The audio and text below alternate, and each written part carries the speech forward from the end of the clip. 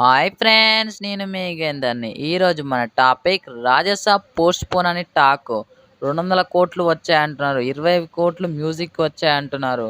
మరి దీని గురించి మనం ఈ వీడియోలో డీటెయిల్గా మాట్లాడుకుందాం.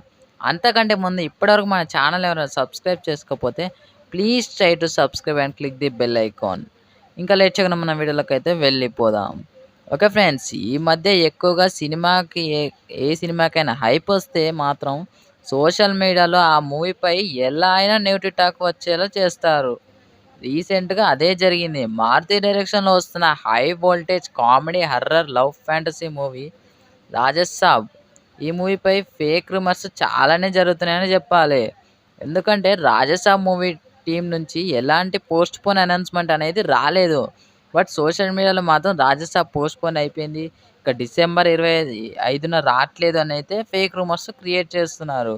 ఆ ఫేక్ రూమర్స్ వైరల్గా మారిపోతున్నాయి.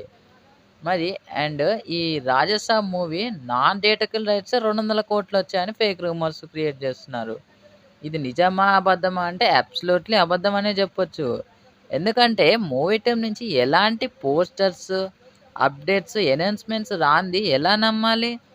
సో ఏదైతే అదైంది. రాజసాబ్ అనుకున్న టైంకి రంగంలోకి దించుతామంటున్నారు మూవీ టీమ్. అంటే ఎగ్జాక్ట్‌గా డిసెంబర్ 5 అయితే రాజసాబ్ ఖచ్చితంగా వస్తుందని అయితే చెప్తున్నారు. మరి ఈ మూవీ నుంచి మరో అదిరిపోయే అప్డేట్ ఏంటంటే ఫస్ట్ సింగిల్ సాంగు ఈ ఆగస్ట్ ఫస్ట్ వీక్‌లోనే వచ్చే అవకాశాలున్నాయి.